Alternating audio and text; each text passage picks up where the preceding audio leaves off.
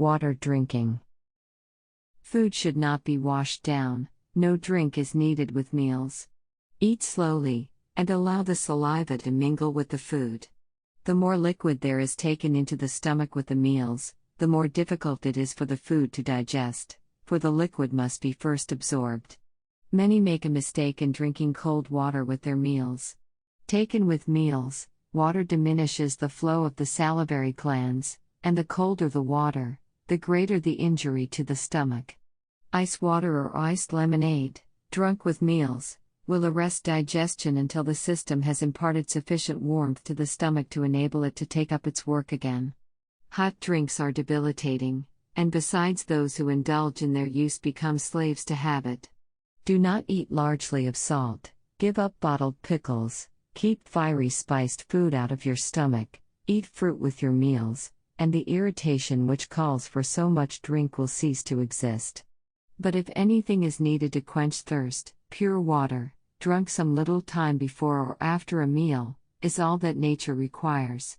Water is the best liquid possible to cleanse the tissues. Drink some little time before or after the meal.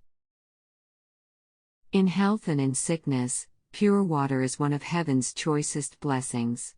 Its proper use promotes health. It is the beverage which God provided to quench the thirst of animals and man. Drank freely, it helps to supply the necessities of the system, and assists nature to resist disease. Food should not be eaten very hot or very cold. If food is cold, the vital force of the stomach is drawn upon in order to warm it before digestion can take place. Cold drinks are injurious for the same reason, while the free use of hot drinks is debilitating.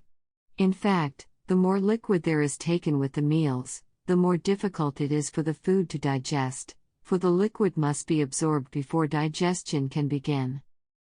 Eat sparingly, thus relieving the system of unnecessary burden, and encourage cheerfulness. Take proper exercise in the open air, bathe frequently, and drink freely of pure, soft water. Thousands have died for want of pure water and pure air, who might have lived. These blessings they need in order to become well.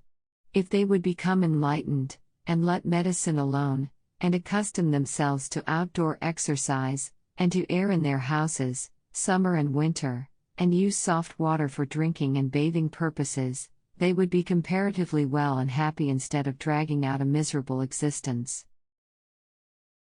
If, in their fevered state, water had been given them to drink freely, and applications had also been made externally, long days and nights of suffering would have been saved, and many precious lives spared. But thousands have died with raging fevers consuming them, until the fuel which fed the fever was burned up, the vitals consumed, and have died in the greatest agony, without being permitted to have water to allay their burning thirst. Water, which is allowed a senseless building to put out the raging elements, is not allowed human beings to put out the fire which is consuming vitals. I should eat regularly of the most healthful food which will make the best quality of blood, and I should not work intemperately if it is in my power to avoid doing so. And when I violate the laws God has established in my being, I am to repent and reform, and place myself in the most favorable condition under the doctors God has provided, pure air, pure water, and the healing, precious sunlight. Water can be used in many ways to relieve suffering.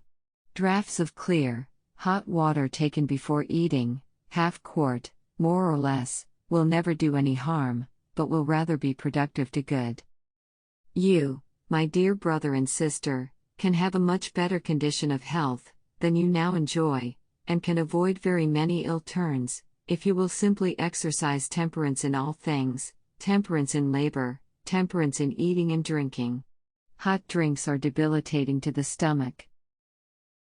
The principles of health reform must be brought before parents. They must be converted, that they may act as missionaries in their own homes.